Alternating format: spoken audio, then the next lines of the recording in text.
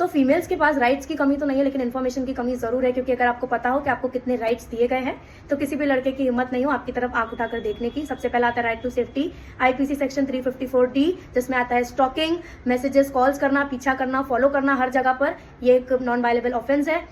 उसके बाद है अनवांटेड टच और हैरेसमेंट, जिसमें छूना, धक्का देना, बैड जेस्चर्स शो करना, चीप कमेंट्स पास करना, गंदी नजरों से घूरना, ये सब क्रिमिनल ऑफेंस है। ये आईपीसी सेक्शन 354 एंड 354A है। उसके बाद आता है taking photos without your permission, ये आईपीसी 354C है, जिसमें आपकी बिना परमिशन के फोटो लेना, जूम करके मोबाइल में देखना या वीडियो रिकॉर्ड करना भी क्रिमिनल ऑफेंस है। और फिर आता है ऑनलाइन थ्रेट्स, ब्लैकमेलिंग्स, डर्टी डीएम्स, धमकियां देना कि फोटो अपलोड्स कर दूंगा, चैट्स अपलोड्स कर दूंगा, बाहर मिल वरना, रिप्लाई कर वरना, ये सब धमकियां देना भी क्रिमिनल ऑफेंस है। ये आईपीसी सेक्शन 506 और आईटी एक्ट 67 है।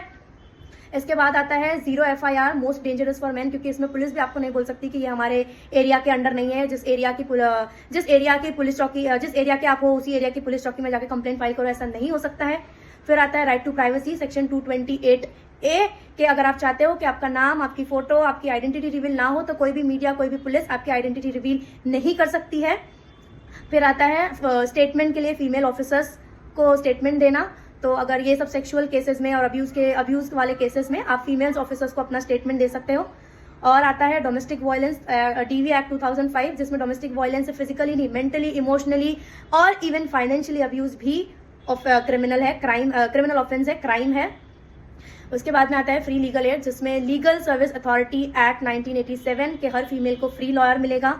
उसके बाद आता है फ्री मेडिकल ट्रीटमेंट, ये जो रेप विक्टिम्स और सेक्सुअली असॉल्ट विक्टिम्स होते हैं उनको कोई भी हॉस्पिटल हो, गवर्नमेंट या प्राइवेट, फ्री ट्रीटमेंट्स मिलेंगे।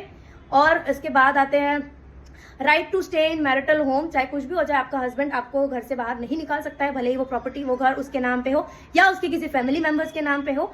लास्ट और सबसे इंपॉर्टेंट है राइट टू से नो, किसी भी तरीके के कोई भी बात हो, आपको किसी भी तरीके का फोर्स नहीं किया जा सकता है। इसमें सबसे स्पेशल होता है मैरिटल रेप, जिसमें आपके कंसेंट के बगैर आपको फोर्स नहीं किया जा सकता है, फोर्स हो रहा है तो फिर ये क्रिमिनल ऑफेंस है।